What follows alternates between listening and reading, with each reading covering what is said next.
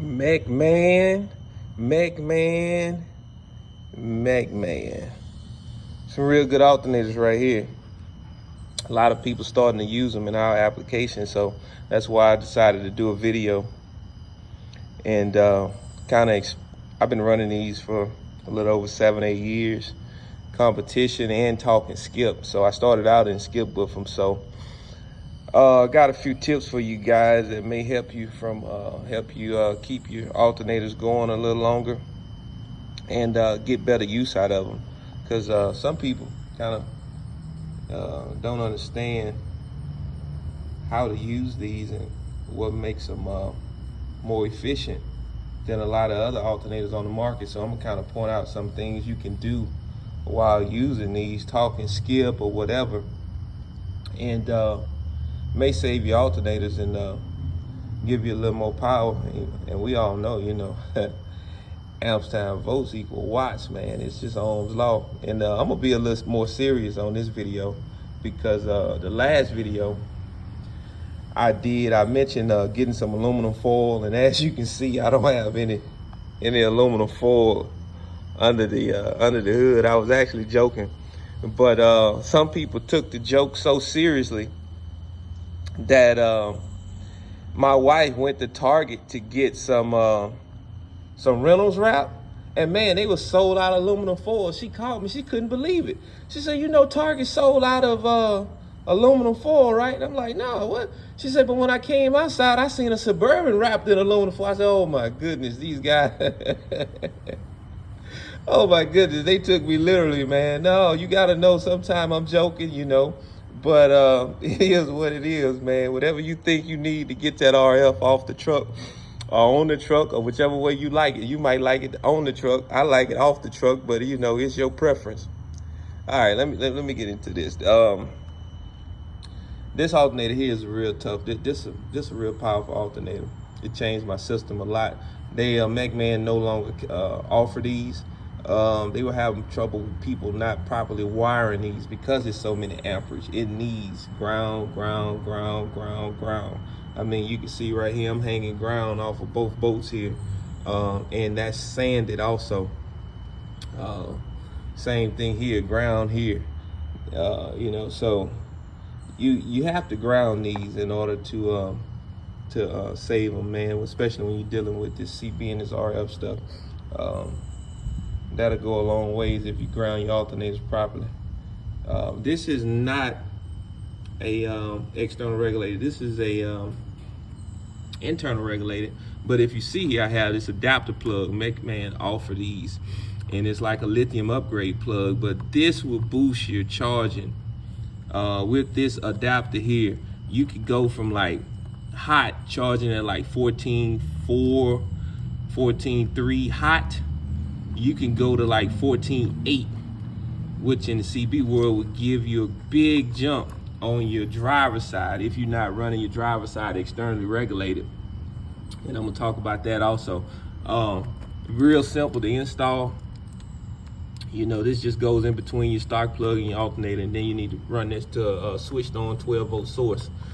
So you can see for CB, I got everything choked out. I got chokes everywhere, and it just eliminates problems. I didn't have any problems. I just don't want to have any problems. So with that, these Mechman alternators have been great for me over the years, last 6-7 years. These two are externally regulated. And what I mean by that is I run one of these fat boy ICA Manufacturing external regulators. In order to run your Mechman externally regulated, you have to let them know that you will be running the external regulator, which give you voltage control. The reason I've ran Mechman's external regulators, and the reason I run this one from ICA Manufacturing Fat Boy amps is everything is integrated. It has the voltage meter here, which I'll show you in the truck before the video out.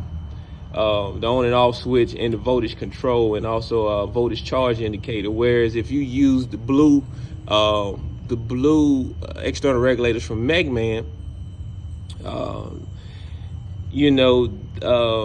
you would have to add a voltage indicator.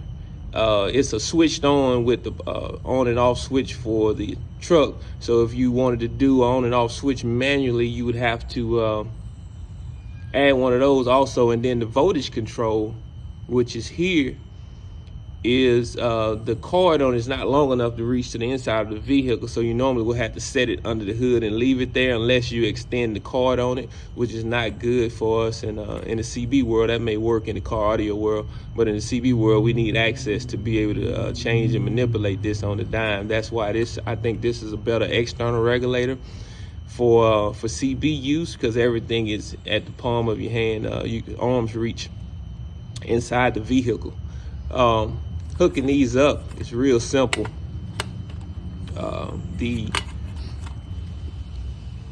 Let's get a zoom in here. Power, field, ground. So this one is for 2 alternators, 2 fields, and that's your power and your ground. Comes with a circuit breaker there instead of a fuse. That's good. You don't have to worry about replacing the fuse. You just hit the circuit breaker. And I think with that, that's about it. Both of these, I'm gonna set this over here. I better put it over here. Both of these alternators are externally regulated, which what that means is instead of having to go into a factory plug like this, they've set it up to where you have 2 connection wires, and these wires are going to a regulator like I just showed you. And the green is ground and that is field. Sometimes these are red and black, but green is ground and they're marked, and yellow would be my field on that particular alternator. I can't see the wires on the second one to show you. Those are usually, that one is probably red and black, depending on how old your alternator is. So with that, on the back of this regulator, on the back of this external regulator, then that green field wire will connect to one of these bolts, and then your ground will go here. The way I like to do it is I like to run, when I run my field and my ground from my pigtail that's sent to me, that comes with the alternator from Mechman, I also like to run another ground off of here to chassis.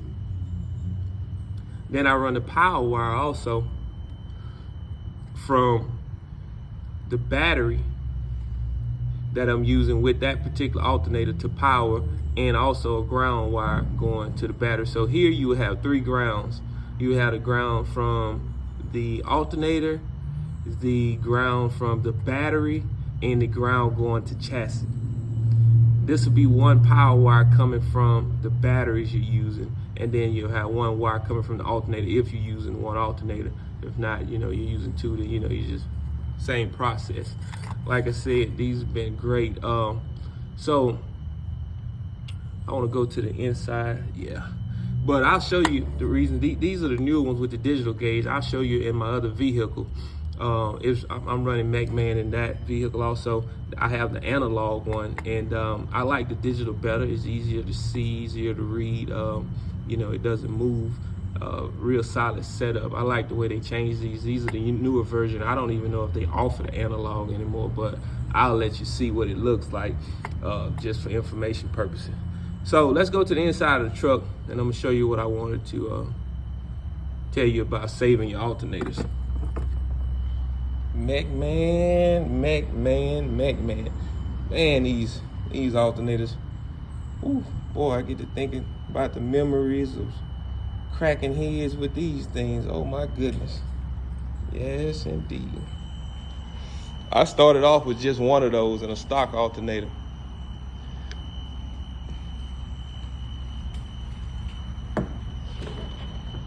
Let's get inside of this heartbreaker. I gotta go over some things.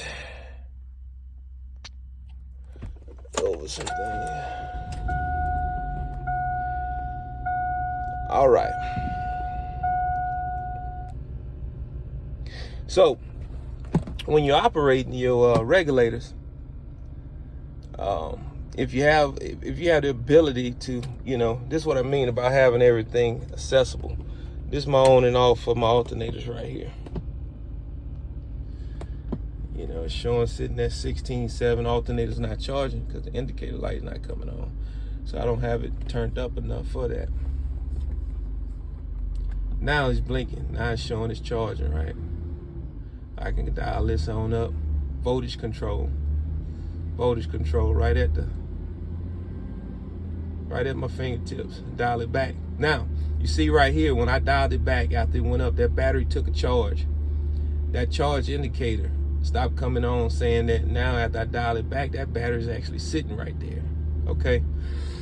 So this is what I mean about skip and sitting there talking, because people got questions about the alternators cooling and this type of thing. If you sitting there and skip, waiting your turn to burn, and you sitting there with your thing charged up and your battery, you just charging, well, your alternator is still working even though you sitting there, right? It's just working, and all you doing is generating heat, which over time, it's sitting there working, you're not using it, it's generating heat. Over time, you're gonna lose amperage the hotter you run the alternator. You can't do anything about that. So instead of letting your alternator get hot enough for your amperage to drop some and possibly your voltage to drop, why don't you dial it back if you're not using it? If you're not talking, you waiting your turn to burn, dial it back. What I even like to do instead of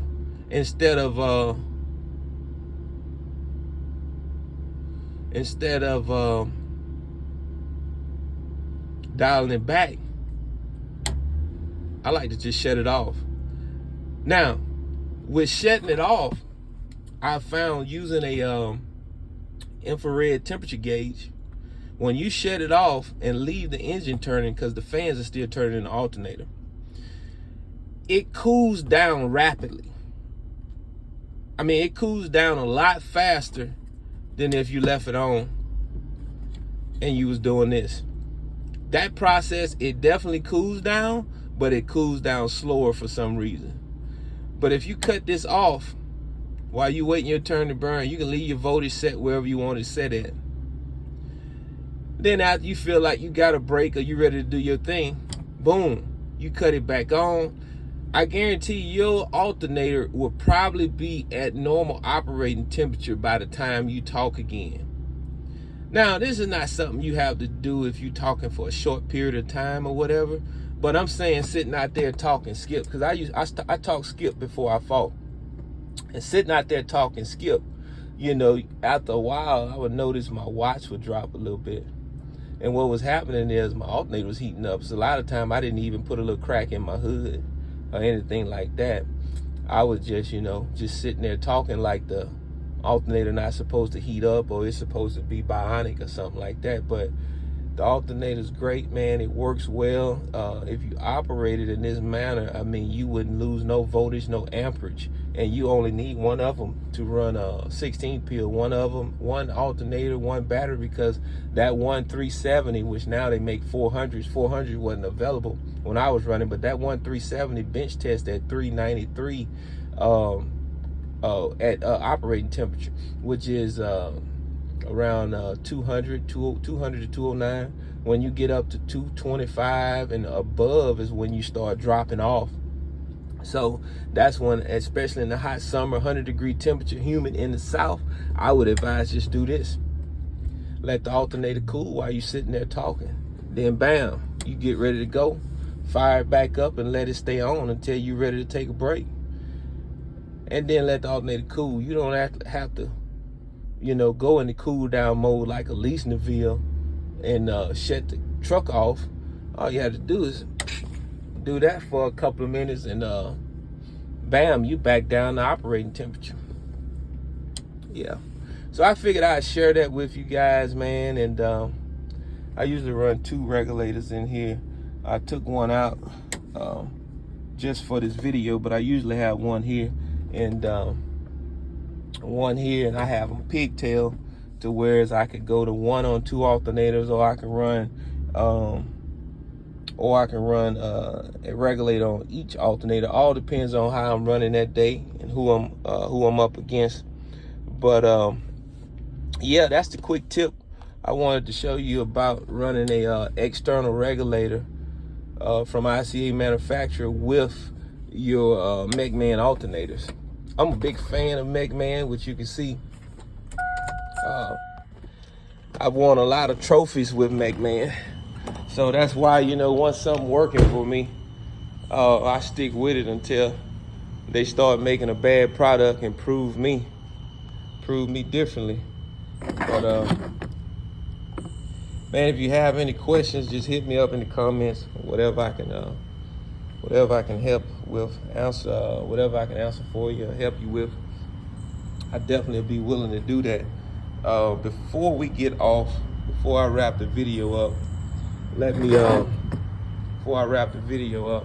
go to the other truck, because I told you I would show you the analog, because this is the newer version of the fat boy regulators, which you seen me operate inside the truck with the digital gauge. So let me show you in my other truck the analog version. Let's go around here. Let's go to this other truck. Let me show you these. It's that other killer right here. This also, this truck here, undefeated. This is an undefeated truck right here. I run Mechman in this truck also. It's another competition truck, strictly competition. I don't even drive this one. This is what I wanted. This is the other one. See the analog gauge on it? Just kind of getting it to settle where it needs to be. Is I find it to be not as efficient when you're trying to get stuff done, and you have to worry about that meter settling in. But it's accurate. Start this up. It's accurate. It's just not efficient as the takes too long, so to say. So watch how that. See how the analog meter bounces around until they get to where it gotta go. You gotta wait on it. I just like the digital better. The upgraded technology there is a lot better. So see, that one's showing that it's sitting around 20. You can see my gauges here. That's 20 there, but you see I got another red mark over there. Well, this vehicle normally runs in the transistor world the new age technology, which are the HGs, and running the HGs when I'm in this truck, sometimes I'm just trying to cut radios off and that meter will go over there. See, it's dangerous in the red. That's why they're marked in the red. So yeah, it's hot. It's fire in the red. But if I go to the second red, the radio cut off. I'm gonna leave that alone. Might be giving up too much information. Maybe giving up too much information on that one. Well, that's it, man. Hope that helps somebody. May make a decision on what regulator you want to run. It may help you choose a different path in the way you operate in your regulators. And with that being said, we're gonna end it right here. Night night, fellas.